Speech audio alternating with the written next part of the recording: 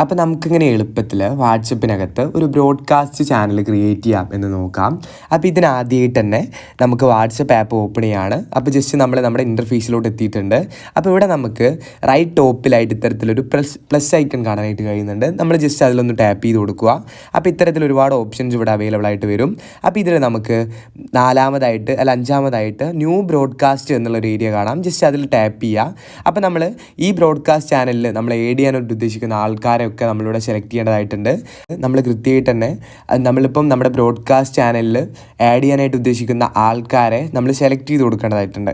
അപ്പോൾ കൃത്യമായിട്ട് വേണ്ട പേഴ്സൺസിനെ നമ്മൾ കൃത്യമായിട്ട് ഇവിടെ സെലക്ട് ചെയ്ത് കൊടുക്കുക. അതിനുശേഷം നമുക്ക് റൈറ്റ് ടോപ്പിൽ ഇത്തരത്തിൽ ക്രിയേറ്റ് എന്നുള്ളൊരു ഏരിയ കാണാം. അതിൽ ജസ്റ്റ് ടാപ്പ് ചെയ്ത് കൊടുക്കുമ്പോൾ നമ്മുടെ ബ്രോഡ്കാസ്റ്റ് ചാനൽ ഇവിടെ കൃത്യമായിട്ട് തന്നെ ക്രിയേറ്റ് ആയിട്ടുണ്ട്. അപ്പോൾ നമുക്കിവിടെ കാണാനായിട്ട് കഴിയുന്നുണ്ട് നമ്മുടെ ചാനൽ ഇവിടെ ക്രിയേറ്റ് ആയിട്ടുണ്ട്. നമുക്ക് ഇത്തരത്തിൽ എളുപ്പത്തിൽ ബ്രോഡ്കാസ്റ്റ് ചാനൽ ക്രിയേറ്റ് ചെയ്യാനായിട്ട് കഴിയുന്നതാണ്. നമ്മുടെ വീഡിയോ ഇത്ര മാത്രമേ ഉള്ളൂ. ഈ വീഡിയോ നിങ്ങൾക്ക് ഉപകാരപ്രദമാണെങ്കിൽ ഒന്ന് ലൈക്ക് ചെയ്ത് പോവുക. അതേപോലെ ചാനൽ സബ്സ്ക്രൈബ് ചെയ്ത് പോകുന്ന കാര്യം കൂടി ഒന്ന് പരിഗണിച്ച് പോവുക.